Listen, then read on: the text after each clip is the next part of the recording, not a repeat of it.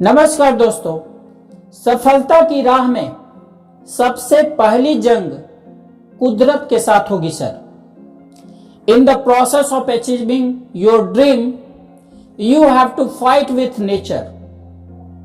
मैं आपकी नींव मजबूत करना चाहता हूं ताकि अगर कोई समस्याओं का पहाड़ आपके सामने आ जाए तो आप अटक न जाए, आप भटक न जाए।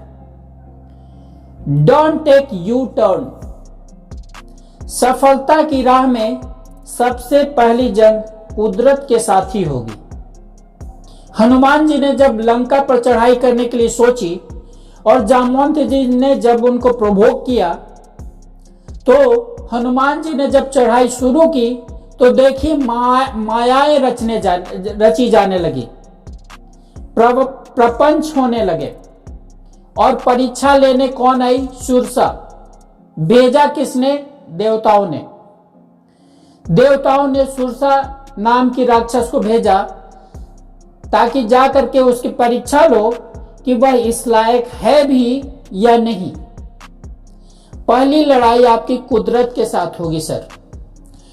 कुदरत आपकी परीक्षा लेगी हर वक्त, हर घड़ी। अगर आप ईश्वर में विश्वास करते हैं तो मेरी बात नोट कर लीजिए कि कोई भी परीक्षा आपको डिगा नहीं सकती जब तक कि आप मानसिक रूप से अपने आप को खुद मजबूत नहीं कर लेते। परीक्षा अस्थायी होती है, ध्यान रखना। कुदरत ठोकेगी तुम्हें अच्छे से। अगर 50,000 की नौकरी लगती है तो क्या आपका इंटरव्यू होगा या नहीं होगा? अगर नौकरी 1 लाख की हो तो इंटरव्यू तगड़ा होगा या ढीला होगा? और अगर नौकरी मान लीजिए 5 लाख रुपए महीने की है तो ठुकाई होगी कि नहीं होगी? जिंदगी में बेहतर होना है तो ठुकाई ज्यादा होगी सर। और अगर ठुकाई करेगा कौन? जानते हैं कौन? कुदरत। आप इसे नेचर का ट्रायल बोल सकते हैं। दिल्ली कर्नाटका के मैच में विराट कोहली का पिता गुजर गए। मां ने फोन लगाई, बोली योर फादर एक्सपायर्ड।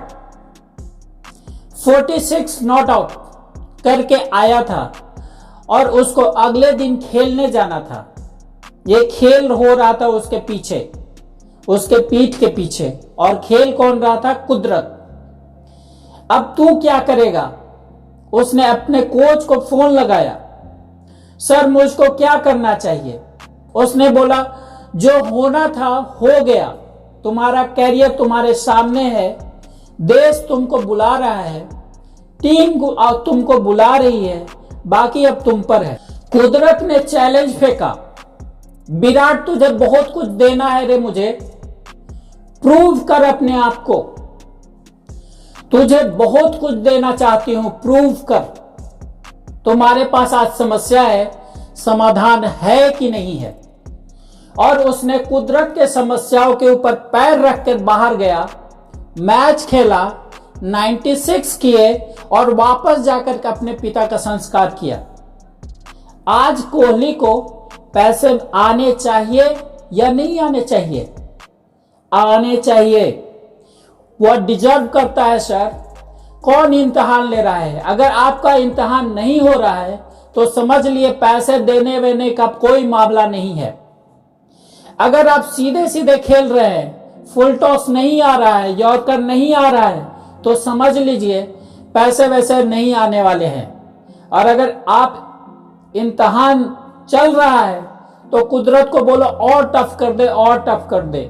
क्योंकि जितना ज्यादा टफ इम्तिहान होगा उतनी ज्यादा सफलता आपके झोली में गिरने वाली है। ऐसा मान के चलना। रविंद्र जैन को अंधा बनाया गया, सूरदास को अंधा बनाया गया। आपको लग रहा है मजाक हो रहा है? नहीं, शोहरत देने से पहले इम्तिहान है। तुम्हारे को 2-4 लोग मना कर देंगे और तुम जाकर के काम धाम छोड़ करके घर बैठ जाओगे तो कुदरत हंस रही है, कुदरत बोल रही है हमें पता था कि ये लौट जाएगा, हमने इसके लिए इतना ही खजाना रख रखा था, जो इसने दिया हमने उतना उसको दिया। एक बार जब आप कुदरत से जंग जीत लेते हो और जीत जाओगे तो कुछ समय बाद वही कुदरत आपका सहयोगी बन जाता है। यही कुदरत तुम्हारे आगे आने वाली परेशानी खड़ी करती है, जो सपोर्ट में आकर खड़ी हो जाती है। और अगर कोई अड़ंगा डालेगी तो उसका पैर उठाकर फेंक देगी। पहले विरोध करेगी, फिर सपोर्ट करेगी। आपको क्या लगता है सर, राम जी को सुबह राज तिलक होने वाला था और आप कह रहे हो कि वनवास हो गया? क्यों हो गया? आप किताब पढ़िए, ग्रंथ पढ़िए, मालूम चलेगा क्यों हुआ। जैसे ही उनका राज तिलक सुबह का अनाउंस हुआ, देवताओं की आपात मीटिंग हुई।